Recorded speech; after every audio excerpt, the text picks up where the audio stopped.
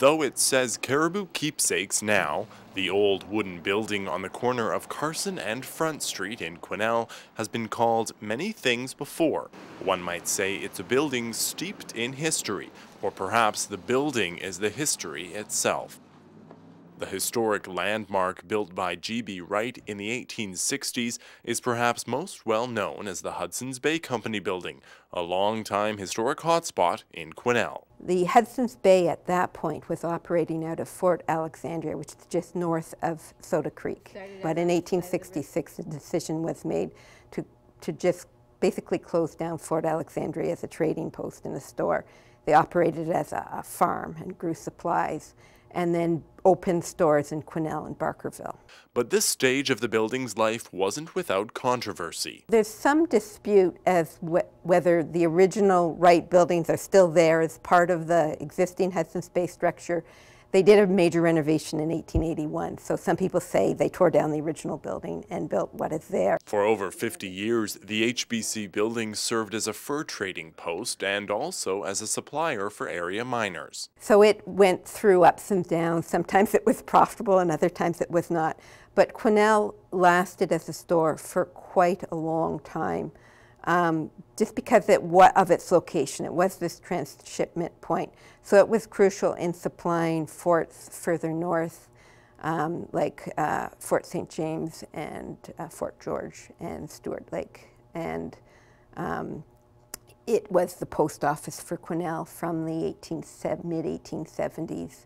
That brought in more business. Despite the increase in business, the HBC store failed to survive into the 1920s. But that didn't spell the end for the building. Eventually they closed down once the train went through to Prince George. That sort of undercut their business. In 1920 they sold the building to Charles Allison, and Allison had run a drugstore next door. So again, it was a central business corner. He had the drugstore, the post office.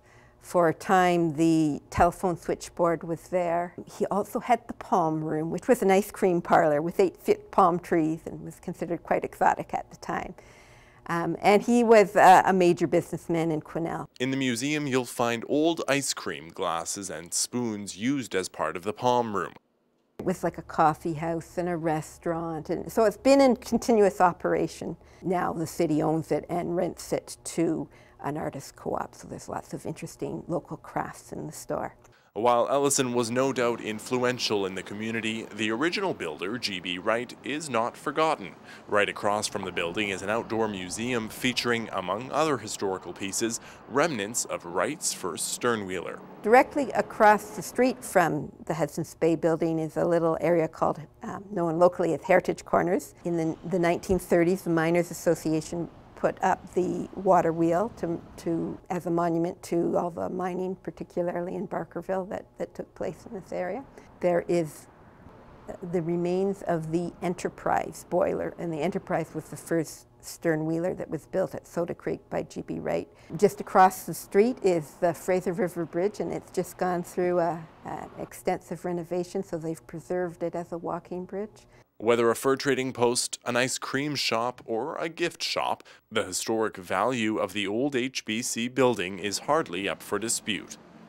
And it gives the community a sense of place, a character. There's all kinds of stories related to those buildings, and you know, Quesnel is now is primarily known for it being a forestry town, but you know, subsidiary industries, tourism wouldn't exist if we didn't put in the effort to preserve those local, unique buildings and the stories that belong with them.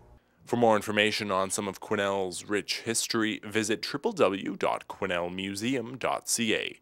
For Shaw TV in Quesnel, I'm Sam Numson.